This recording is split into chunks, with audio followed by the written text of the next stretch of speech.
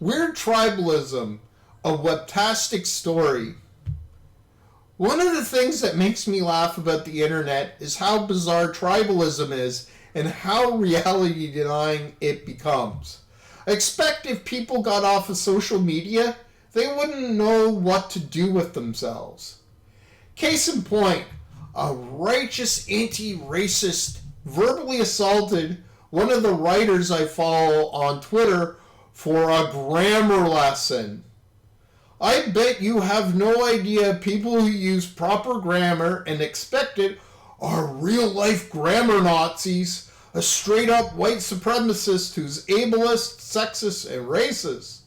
That is according to an Arizona State University professor. Fortunately, he has limited reach, and most of his students probably go, "Oh, I get the white supremacy teacher this semester. Yay!" Even with limited reach and having about the same respect as Rodney Dangerfield, one tribal member lives out the professor's ideology. Language is fake and gatekeeping is racist, sexist, and classist. Just saying! As I said, the most I ever do is laugh at them and move on. The ideologues make demands that are impossible to live a life. Just be a decent person. Recently, a significant controversy shook the internet. Trump is pro-jab. Most Republicans are not taking the jab simply because the Democrats want it. In reality, I'm watching the battle of wills between Krug and Kirk in Star Trek 3. Krug refused to teleport Spock simply because Kirk wished it. For the unvaccinated, you're looking at a winter of severe illness and death for yourselves, your families, and the hospitals you may soon overwhelm. After a Christmas greeting like this, I wonder why Republicans are angry and not taking the jab. But with a White House Christmas greeting like this, I almost understand. If you hate Biden so much and he says this, why would you want to get jabbed? But if you truly live a free life, his rhetoric shouldn't prevent you from taking the jab. You make your decisions based upon the data. In Ontario, over 10,000 cases of Omicron, they only have 43 new hospitalizations.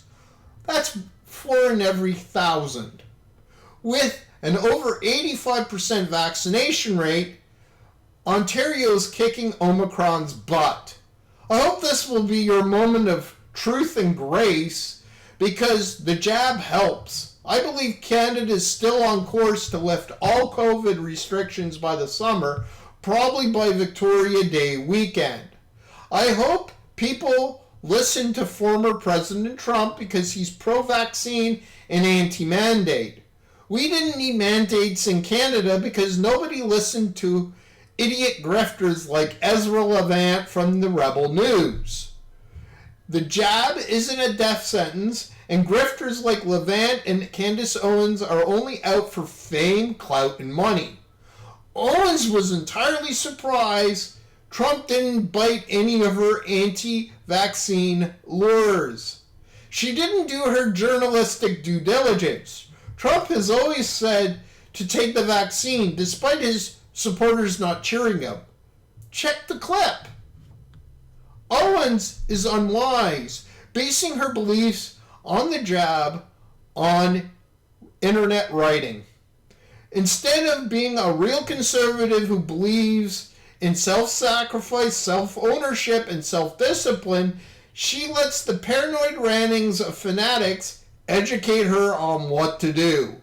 On the other hand, Trump shows his consistent character. He praised the vaccine and shut her down.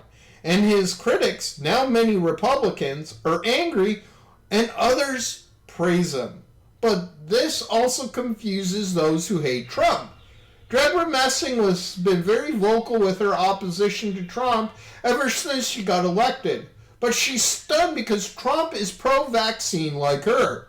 She had an image of the angry fire god, President Trump, which has been dispelled by new information. Cognitive dissonance happens when new information challenges your belief and causes discomfort. What is this game? How can you solve all of this tribalism? I have a good solution. Stop listening to online banter and build your own life. Listening to these jokers can destroy your life. Many people on the internet want you to accept their priorities and live for them. And most of them are wrong.